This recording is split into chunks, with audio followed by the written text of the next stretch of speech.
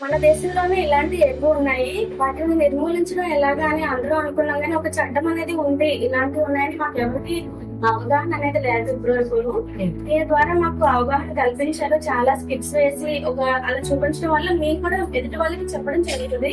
Schools తోని ఇంకా కమ్యూనిటీలో మాకు ఎక్కువ ర్యాంప్ ఉంటుంది. అందరితో మాట్లాడడానికి అనేది పీపుల్స్ తో ఎక్కువ ఇంటరాక్ట్ అవుతాం మేము ఇలాంటివన్నీ చూపించి వాళ్ళు కొంచెం అవగాహన కల్పిస్తే కొద్దిగానే మార్పు వస్తుందేమో అని మాకు కొంచెం ఇప్పుడు బలపడింది ఆ నిర్ణయం అనేది. మన సమాజంలో చాలా మంది ఒకవేళ వాళ్ళకి తప్పు జరుగుతుంది అని తెలిసినా ఎవరు బయటికి రావడానికి ఇష్టపడరు. ఎందుకంటే జనాల కోసం పోలీసులు వస్తే మా ఇంటికి అల్లరల్లరి అయిపోద్ది, పలుకుపోద్ది అని ఆలోచిస్తారు. కానీ ఇందులో మనకు తెలిసిన విషయం ఏంటంటే వాళ్ళు యూనిఫామ్ లో మనకి కాంటాక్ట్ అవ్వరు.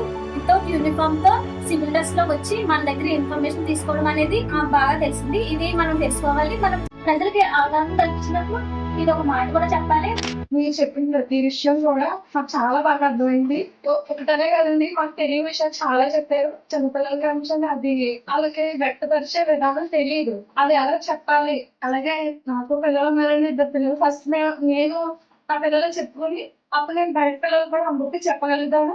అంతలా మీరు చెప్పడమే కాదు చూపించారు కూడా అన్ని ప్రైవేట్ పార్ట్స్ గురించి అని కానీ వాళ్ళ సెల్ఫ్ ఎలా ఉండాలి అని వ్యక్తపరిచే విధానం గురించి కానీ అన్ని చాలా బాగా చెప్పారు. నేను 18 సంవత్సరాల నుంచి ఆశా వర్కర్ ఫీల్డ్ చేస్తానండి. అనేక చోట్ల అనేక మంది పిల్లలకి చాలా అలైంగిక ఇబ్బందులు జరుగుతున్నాయి. కానీ అది చూసి కూడా మేము ఏం చేయలేని పరిస్థితుల్లో మేము సైలెంట్ గా ఉండాల్సి వచ్చేది. కానీ ఈ ప్రోగ్రాం ద్వారా ఇలాంటి విషయాలు మాకు అనేక మంది తెలియజేశారు. తెలియని విషయాలు తెలియజేసి ఇబ్బందికరమైన పరిస్థితుల్లో ఉన్న పిల్లలకి ఏ విధంగా హెల్ప్ చేయాలో మాకు తెలియజేశారండి. అందుకు చాలా సంతోషిస్తున్నాము.